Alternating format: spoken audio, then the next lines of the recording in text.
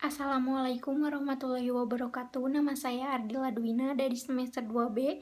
Di sini saya akan mereview kembali mata kuliah Hukum Pidana pertemuan ke-7, responsi dari bab 1 sampai dengan bab 4 yang telah disampaikan oleh Ibu Profesor Dr. Haja Heni Nuraini SAMH dan juga asistennya Bapak Dr. M. Rendi Arid Hayandi SAMH. Bab 1. Pengertian Hukum Pidana. Hukum publik atau strafrecht merupakan salah satu cabang ilmu hukum yang mengatur antara hubungan individu dengan negara. Hukum pidana dibagi dalam hukum pidana formil dan hukum pidana material.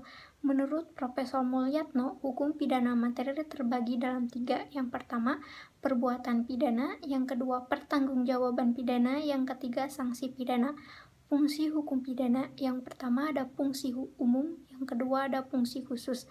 Sumber hukum pidana, yang pertama KUHP, yang kedua peraturan-peraturan di luar KUHP seperti UU TP narkotika.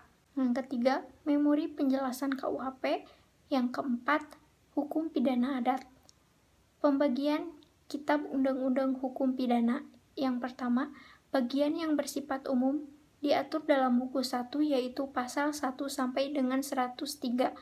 Yang kedua, bagian yang bersifat khusus diatur dalam buku 2 pasal 104 sampai 488 tentang kejahatan, buku 3 pasal 489 sampai 569 tentang pelanggaran. Berlakunya hukum pidana. Yang pertama, menurut waktu atau locus temporis, yang kedua menurut tempat atau locus delicti. Bab 2. Tindak pidana atau strafbarfeit atau delik.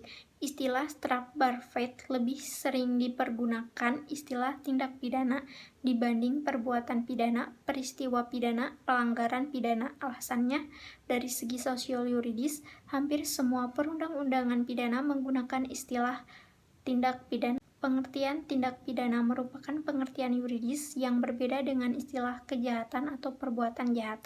Unsur-unsur tindak pidana, yang pertama unsur objektif atau di luar diri pelaku, yang kedua unsur subjektif atau di dalam diri pelaku. Unsur pidana mempunyai pengertian yang luas, terdiri atas bagian delik dan elemen atau unsur delik. Teknik atau cara merumuskan tindak pidana, yang pertama hanya memberi kualifikasi tanpa menyebut unsur-unsurnya. Yang kedua, hanya menentukan unsur-unsurnya tanpa memberi kualifikasinya. Yang ketiga, memberikan kualifikasi dan unsur-unsurnya. Subjek tindak pidana, yang pertama hanya manusia untuk tindak pidana umum, yang kedua manusia dan korporasi untuk tindak pidana umum dan khusus. Jenis-jenis tindak pidana. Menurut KUHP, kejahatan dalam buku 2 pasal 104 sampai 488 KUHP. Pelanggaran dalam buku 3 pasal 489 sampai 569 KUHP. Yang kedua, menurut doktrin, delik formal dan delik material. Bab 3. Pembaharuan hukum pidana di Indonesia. Sejarah berlakunya KUHP di Indonesia berasal dari WPS Belanda melalui pasal 75 RR Junto pasal 131 IS sejak 1 Januari 1918. Alasan diadakan pembaharuan, yang pertama alasan politis, yang kedua alasan sosiologis, yang ketiga alasan praktis, yang keempat alasan adaptif. Cara-cara melakukan pembaharuan KUHP, yang pertama kriminalisasi, yang kedua deskriminalisasi, yang ketiga rekriminalisasi, yang keempat depenalisasi, yang terakhir mitiring. Metode pembaharuan KUHP, yang pertama evaluasi atau evolusionis, yang kedua kompromis, yang ketiga global. Periodisasi pembaharuan KUHP. Penambahan dan pembaharuan Undang-Undang Hukum Pidana telah dilakukan terhadap beberapa peraturan undang-undang diantaranya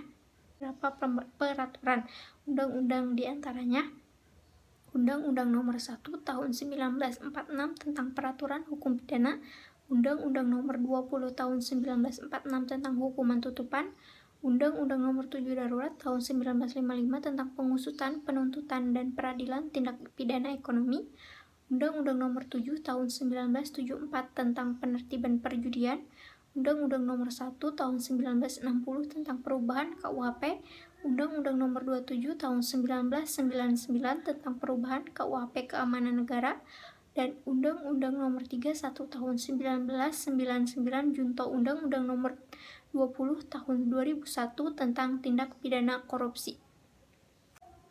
Bab 4. Hubungan sebab akibat atau kausalitas. Tujuan dari ajaran sebab akibat atau kausalitas yang pertama, untuk menentukan hubungan antara sebab akibat yang berarti menentukan ada atau tidaknya tindak pidana. Yang kedua, untuk menentukan pertanggungjawaban seseorang atau suatu akibat tertentu berupa suatu tindak pidana. Teori-teori ajaran sebab akibat atau kausalitas. Yang pertama, teori conditio sine qua non atau teori ekivalensi atau teori syarat mutlak. Yang kedua, teori individualisasi. Yang ketiga, teori generalisasi. Menurut teori ini harus dicari sebab yang sama atau adekuat untuk dapat menimbulkan akibat. Oleh karena itu, teori ini disebut teori adekuat. Ukuran dari teori ini adalah keadaan atau kebiasaan sehari-hari dari kejadian yang muncul.